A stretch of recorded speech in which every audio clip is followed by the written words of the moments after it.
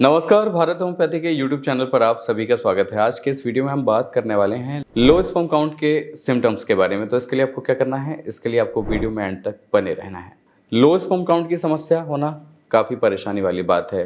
व्यक्ति के शरीर में जब लो स्पर्म काउंट जैसा ग्राफ आने लग जाता है तो फिर व्यक्ति को लगता है कि अब आगे जाके उसके लिए नपुंसकता तो नहीं हो जाएगी, कहीं वो इम्पोर्टेंट तो नहीं हो जाएगा, कहीं उसको तमाम तरह के फर्टिलिटी इश्यूज़ तो नहीं आएंगे, कहीं उसको बेबी कंसीव करने में समस्याएं तो नहीं आएंगी। इस तरह के तमाम सवाल उनके ज़हन में घूमने लग जाते हैं और घूमना लाज़मी सी बात है, क्योंकि अगर स्पर्म काउंट लो है तो फिर आपके लिए कई सारे ये फैक्टर्स जो होते हैं वो आगे जाके दिक्कतें पैदा करने ही लगते हैं। डब्ल्यूएचओ के शोध के मुताबिक एक स्वस्थ पुरुष की श्रेणी में वो लोग आते हैं जिनका स्पर्म काउंट जो है वो है 15 मिलियन पर एमएल का। अगर आप स्पर्म काउंट के रेशियो में नहीं आते हैं तो फिर आप स्वस्थ पुरुष की श्रेणी में भी नहीं आते। अब जब लो स्पर्म काउंट की समस्या हो गई, आपका पता नहीं है आपको कि आप किस क्राइटेरिया में आ रहे हैं लो स्पर्म काउंट के, तो उस ग्राफ का आपको कैसे पता चलेगा। तो इसके लिए आज हम बात करेंगे कुछ सिम्टम्स के बारे में कि आप किस तरह से जान सकते हैं कि आपके शरीर में आपका स्पर्म काउंट लो हो रहा है। सबसे पहला साइन आपको देखने को मिलेगा आपके शरीर में बालों का कम होना। आपको लगेगा कि धीरे धीरे आपके बाल जो हैं शरीर के वो धीरे धीरे कम होते चले जा रहे हैं। तो ये बहुत बड़ा मेजर फैक्टर माना जाता है लो स्पर्म काउंट के लिए। मेल्स में स्तनों का आकार बढ़ जाना, यानी कि जो आपका चेस्ट एरिया होता है उसमें आपको उभार जैसा महसूस होने लगता है। उसमें आपको लगेगा कि ये एक नॉर्मल कंडीशन से थोड़ा सा अलग होने लगा है। तो ये भी कंडीशन बताती है कि आपका स्पर्म काउंट लो हो रहा है। आपको टेस्टिकल संबंधी कई सारी परेशानियां होने लगती हैं, जैसे कि आपको वेरिकोसील की कंडीशन हो सकती है, आपको हाइड्रोसील की दिक्कत हो सकती है। नसों में जब दिक्कतें आने लगती हैं, जब ब्लड सर्कुलेशन में दिक्कतें आने लगती हैं तो टेस्टिकल प्रभावित होना शुरू हो जाते हैं, जिसकी वजह से इस तरह की समस्याएं बनने लग जाती हैं। अब जब आपको लगने लगा है कि आपके टेस्टिकल्स में आपको काफ़ी फुलाव महसूस हो रहा है, आपके टेस्टिकल्स में आपको पेन हो रहा है, आपको कंडीशन बनने लगी है वेरिकोसील की, हाइड्रोसील की, और ज़्यादातर देखा जाता है कि जब लो स्पर्म काउंट की जो रेशियो है वो काफ़ी ज़्यादा बढ़ जाती है तो कंडीशन पहुंच जाती है एज़ोस्पर्मिया और ओलिगोस्पर्मिया जैसी कंडीशन तक।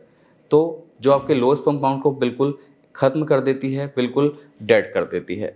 इसके साथ ही कई बार ये भी देखा जाता है कि कुछ जेनेटिक डिसऑर्डर की वजह से, यानी कि अगर आपके फोर फादर से, पेरेंट्स से आपको ये समस्याएं चली आ रही हैं तब भी आपके लिए ये काम करती हैं। यानी कि अगर जेनेटिक डिसऑर्डर्स हैं तब भी आपको ये मिल सकते हैं। इसमें तो आप फिर कुछ कर ही नहीं सकते, फिर इसका आप केवल ट्रीटमेंट ही करा सकते हैं।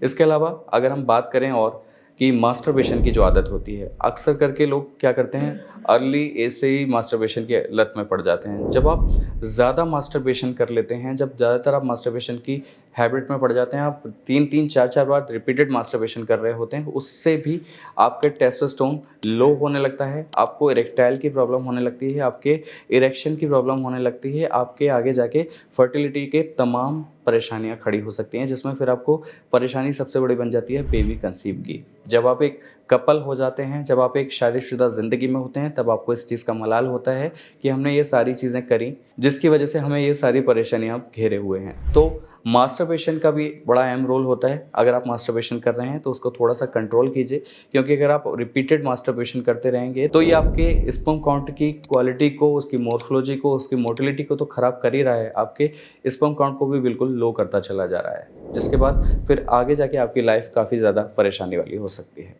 इसके अलावा फास्ट फूड, जंक फूड का आप सेवन करते हैं, आप ऑयली फूड का सेवन कर रहे हैं, आप पैक्ड फूड, प्रोसेस्ड फूड का सेवन कर रहे हैं, ये भी आपके शरीर में न्यूट्रिशन वैल्यू को ज़ीरो करते चले जा रहे हैं। ये भी आपके लो स्पर्म काउंट के लिए समस्या बनते चले जा रहे हैं और ये बहुत बड़े फैक्टर के तौर पे आपके लिए काम करता है, क्योंकि आपकी डाइट सही नहीं है, आपके रूटीन सही नहीं है और आपकी जो स्पर्म काउंट की, यानी कि आपकी जो लो स्पर्म काउंट की समस्या है, इसमें आपको देखने को मिल सकती है। लैपटॉप को कई बार हम देखते हैं कि थाइस पर रखकर लोग काम करने की आदत होती है, ये बिल्कुल गलत है।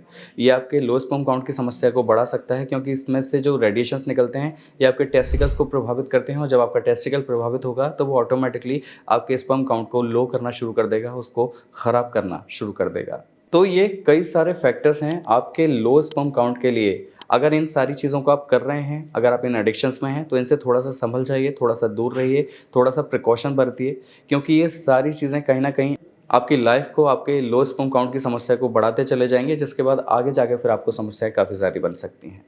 तो आज के वीडियो में बस इतना ही। मुझे उम्मीद है आज का ये वीडियो, आज की इन्फॉर्मेशन आपको पसंद आई होगी, समझ में आई होगी। अगर आपको ये वीडियो पसंद आया हो तो आप हमें लाइक, शेयर, सब्सक्राइब, कमेंट करना ना भूलें। साथ ही आपके कोई सवाल हो, प्रश्न हो तो आपको क्या करना है, कमेंट बॉक्स के ज़रिए अपने सवालों को, प्रश्नों को, क्वेरीज़ को भेज देना है। अगले वीडियो में आपसे फिर होगी मुलाकात, तब तक के लिए नमस्कार।